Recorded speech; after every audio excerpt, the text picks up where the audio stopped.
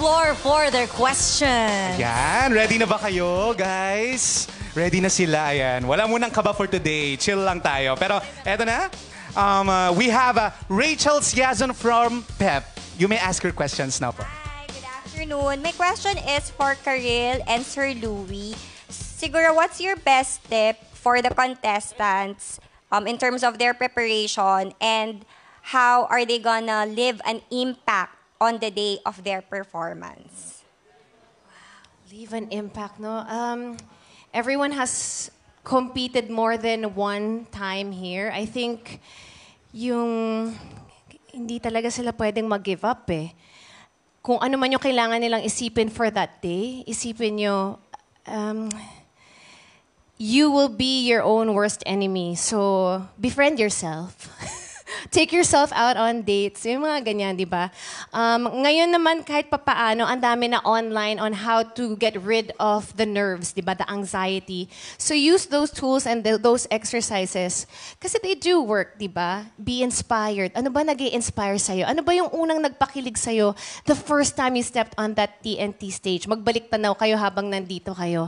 Ibalik niyo yon, yung talagang gigil na hindi mo mawari. Buhayin nyo yung little Isaac or kung sino man yung, di ba, may Sasha Fierce, di ba? Pangalanan nyo yung sarili nyo. Sa TNT, eto ako. Hindi ako to yung mahiyain, yung takot, yung whatever. May iba akong katauhan at makikita nyo siya at magwawagi siya dito today. Ganyan. So, good luck sa inyo. Wow. Ayan. Ako naman, there shouldn't be a day when you are not prepared. Okay? Think of that. Kung kailan kang tawagin, anytime, you have to be 100% prepared. Kumbaga, kung sa basketball, diba, sa Ogie, kapag may substitute, kapag tinawag ka, preparado kayo. So number one yon. Always be ready. 100%. Gawin mo ng 110%. Always. Ngayon, yung impact kailangan ang gawin. Okay, impact. Just be yourself. Maybe others will not like you for who you are, but that's just one person. Ang laki-laki ng mundo. Diba? And you're bound to make someone fall in love with your singing. At least you are not deviating from who you really are. What's important, kung sino kayo, yun, pakita nyo kung sino kayo talaga at mamahalin kayo. Kung may ayaw sa inyo, problema nila yon. Pero what's important, you are who you are. That's the only way you can live to a good, magkaroon ng impact. Yon. So, think of that. So be prepared always. Always be prepared. And just be yourself and shine. Yan. Thank you so much, Sir Louie. Thank you po, Sir Louie and Karil. Thank you. Thank For you. the contestant, siguro pili na lang ako ng isa, si Jezza. Sige pa. Jezza? Ayan. Si Jezza, siguro, what's your biggest fear in this contest and how are you planning to deal with it? Siyempre po, ang kinakatakutan ko po talaga is yung sarili ko. Kasi meron pa rin po akong stage fright. Pero nakakaya ko naman po siyang i-overcome ngayon. At ayun po. Ano pa po? Paano mo siya i-handle this time around? Na siyempre, binigyan ka ulit ng chance na magbalik dito sa TNT. Siyempre po yung eagerness po na talaga maibigay ko po ng justice yung mga piyesa po na kakantahin ko po. At syempre, nakakatulong din po sa akin yung palagi po ako nananalangin. Opo. Thank you. Thank you so much po. Yes, thank you so much, Miss Rachel. Ito naman, meron din tayong katanungan from Miss Giselle Takazon from What's Up PH. Right. So this question po, firstly, is for the Jurados, specifically for Sir Ogie and Sir Louie.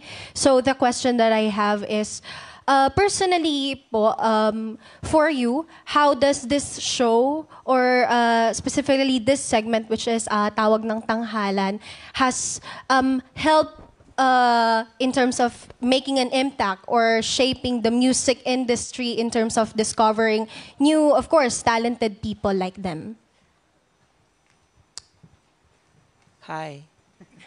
Hi po. I have 2 words. Sofronio Vasquez. I think his story says it all, no? Story of perseverance, story of someone who had a dream and never stopped until he nakamit niya yung dream na yun. So, in terms of impact, I believe he started here and he still became a coach. Diba? Sino ba dito kinoach din ni Sof? Kayo din, diba? So, he continues to leave an impact on the lives of so many of these singers. And I think now that he is internationally renowned, he will leave a more of a bigger impact to so many. So, that's, ano may sabi ng mga Gen Z ngayon? Yung coded, ano? Coded? TNT coded. Ayan. So, yeah. I think those are the 2 words I can come up with. Yeah.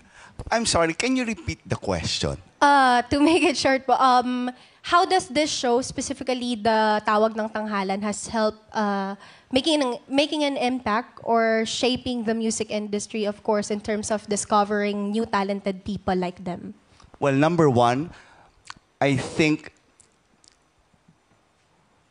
giving them the chance, exposure, I'll talk about exposure.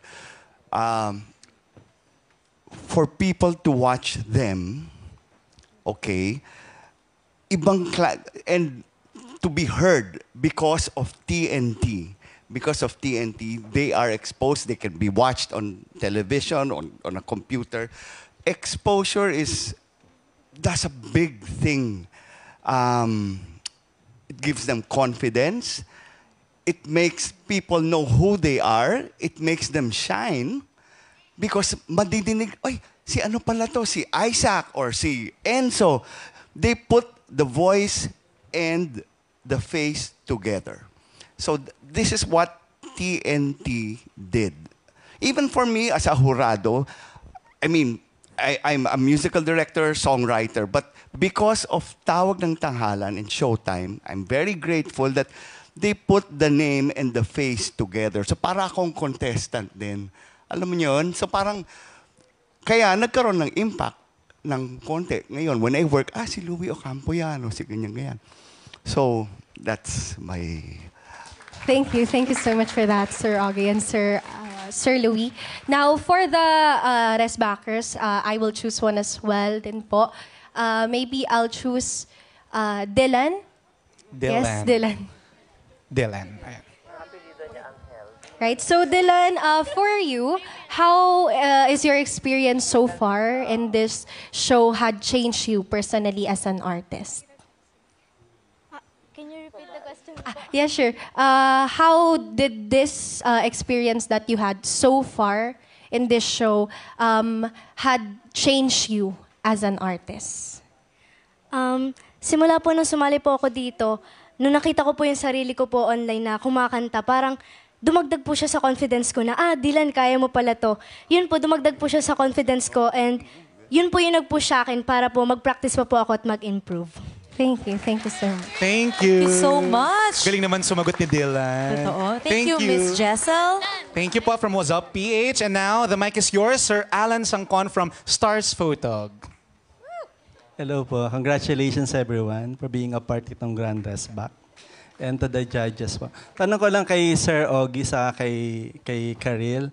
So, sa dami-dami ng mga magagaling na singer sa Pilipinas, bakit po pinili niyong ibalik yung Grand Rest Back kesa pumili ng mga panibagong-bagong singer po? Why yung Rest Back po?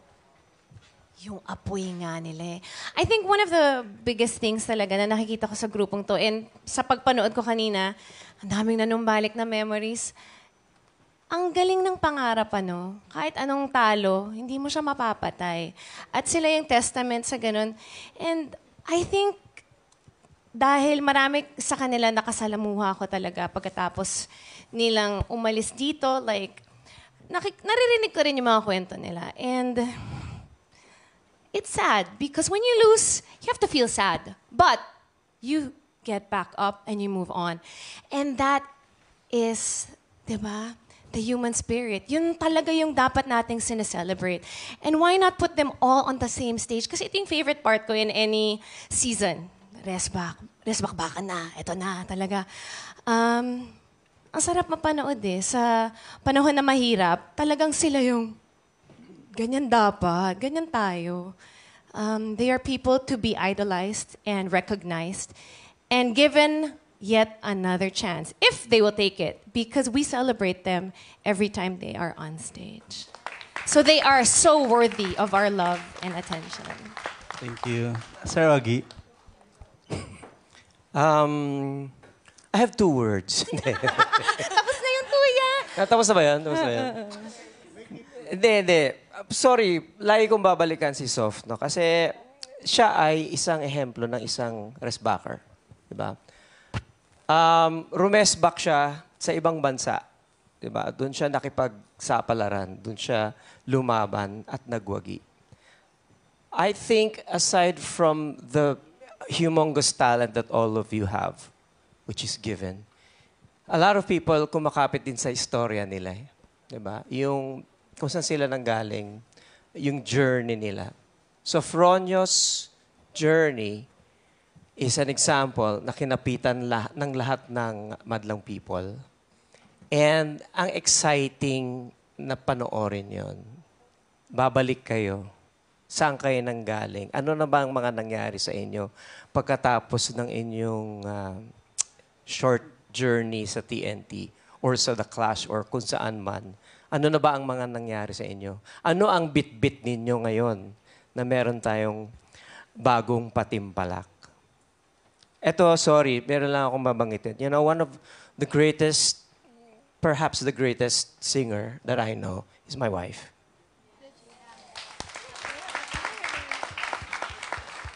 Bias ko yun eh.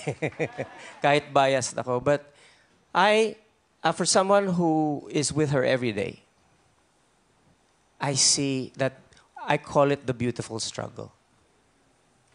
And she always says, ngayon na, medyo may edad na siya, and she's struggling with her voice, but she continues to try and improve herself. So kumbaga siya, rumeresbak din.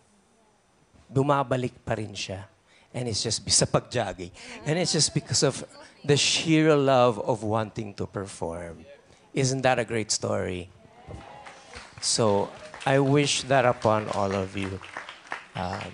Di ko alam kung sinagot ko yung tanong mo, kapatid, pero Thank you, Kuya. sorry, kapuso, kapamilya pala. Oo.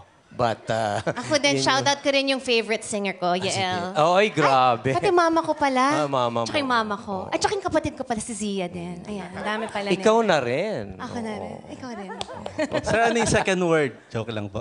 Hindi, nag-first word na yung second word. Hindi, follow up lang po. Sabi niyo sa Fronio, di ba? Kung hindi ba nanalo si sa Fronio sa abroad, kasali pa siya dito sa restback? Si Jed ang makakasagot niyan. Kasi Why not? Diba? Why not? The reason why, ang dahilan bakit nandito silang lahat ngayon, aside from if ever si Sofronio, is kasi meron silang something na maibibigay sa tao, and that's their talent. The reason why these amazing talents are on stage right now, are here, is because meron silang ibibigay, may talent sila, at sobrang kailangan talaga ipakita sa madlang people, buong mundo. And that's what's nice about Tawag ng Tangalan. It's non-stop giving opportunity para sa mga talented na mga tao tulad nila. Thank you po. Yung second question ko for the restbacker, pili na lang rin ako ng isa kasi masyado silang marami. Siguro tanong ko na lang kay Jeremiah. Yeah. Hindi namin alam, nagulat kami nandyan ka, hindi namin alam na Tawag ng Tanghalan ka pala before ka nag-clash before. Yes, Pero po, yes. ikaw, kung may kung meron kang gustong balikan noon na pagkakamali mo, pero babaguhin mo ngayon para makuha mo yung pagiging grand champion, ano yon? Yung second question ko sa'yo, bakit ka bumalik sa Grand Restback, you have your own career already, di ba? Parang ganon. So first po, nasabi ko na rin kala Lorraine and brother na yung preparation. Kasi yung pagkatalo ko po sa dito sa TNT yung huling laban ko, which is kay Kuya Sofronio, paos ako. So, ang dami kong, kumbaga, hindi, yung unfinished business. So, kumbaga, yung preparation ko po, since bata pa lang ako noon, hindi pa ako, siguro matatawag na, hindi pa ako matured enough para sumabak sa competition na yun. And, masasabi ko na yun, naging parang, sobrang nagturo sa akin na maging mature pa po para sumabak pa sa mga competition like in The Clash kanina. So, for the second question po, parang sinabi po kasi sa akin na yung qualification dito sa Grand Raceback ay hindi pa nagcha-champion sa tawag ng tanghalan. So sabi ko, why not i-grab ko po yung opportunity since dito po ako nagsimula and sobrang happy and blessed ako dahil ang dami kong mga kakilala, yan sila Kuya Raymundo, tumalo din sa akin. So, sobrang happy lang ako dahil nandito kami, bawat isa. Bukod sa competition po, fun lang. Kumbaga, masaya lang this time. So, ayun po. Sana nasagot ko yung Follow up question lang ako. Saan ka mas kabado ngayon nasasali ka dito sa Raceback o dun sa unang pagkasali mo sa tawag ng tanghalan? Masasabi ko po na yung una kasi wala pa po akong experience talaga noon. And hindi ko pa po alam kung paano gumagalaw yung sistema po. Siyempre sa stage, malamig. Alam mo yung mga ganong kind of pressure na siguro po, mas kabado ako nung first season ko na, which is 2016 pa. And ngayon kasi masaya lang Kasi madami po kaming magkakakilala, ganon. Tapos, ayun, siguro yun lang po yung masasabi ko pa. Thank you. Congratulations, Thank you. everyone. Thank you so much, Sir Alan. Siyempre, meron din tayong question from Bix of Bix Bus and Abante. Hi, good afternoon. Pero bago ako magtanong, ay gusto ko manong i-congratulate yung Tawag ng Tanghalan at It's Showtime kasi 9 years na ang Tawag ng Tanghalan. Yes! Pangarap talaga ng mga singer ngayon na sumali sa Tawag ng Tanghalan. Pero ang tanong ko ay para kila Karil at Sir Ogie. Sa palagay nyo, ano yung sikreto ng Tawag ng Tanghalan na bakit patuloy na sinusuportan at pinapanood ng mga viewers? Ano nga kaya, no? Isa siyang palaisipan. Even ako as a host, I am so fortunate. I always have the best seats in the house. And I always stay in the very front because I love watching all of you. Siguro yun. Yung experience na makikita mo, they are giving their best at that very moment. Tsaka, alam mo yung madalas nila sinasabi na pangarap kong makatungtong dito sa entabladong to. There is something sacred and beautiful about the TNT stage. May powers siya na siguro nagbibigay ng saya, katuparan ng pangarap ng mga sumasali dito. So maybe it's that energy that remains and then continues.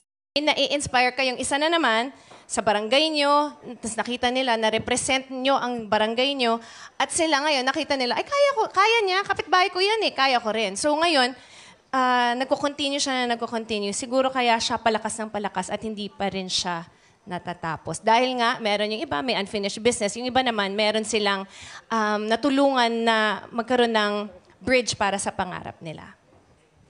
Yes, Sir Ogie? Mahirap ma-pinpoint, no, yung sikreto. 2 words ulit. Pero sa tingin ko, it's the format. Sobrang luma na ng format, di ba? 1950s. Hindi pa kita yung mga hurado nun. Oo, di ba?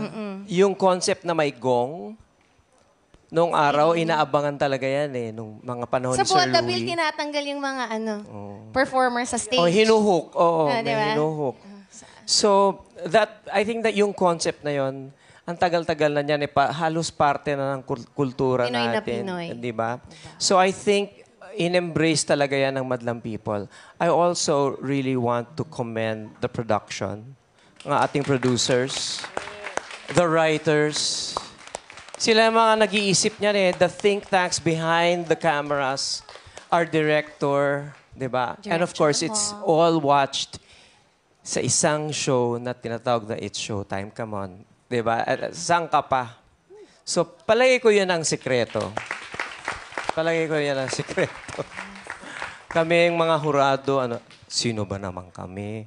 Wala naman kami. Kami lang naman ang magja-judge. Pero ang gwapo mo pag gumagano ka sa camera. Love you. Sige, I love you, love you. No, but really, I think it's a magical formula. It's the combination of everything. It's the format. It's the stories that all of you bring sa Madlang People. It's the story of winning, perhaps losing, but winning again. And getting back on your feet. And just the sheer love of performing. Ang hirap maging singer, no?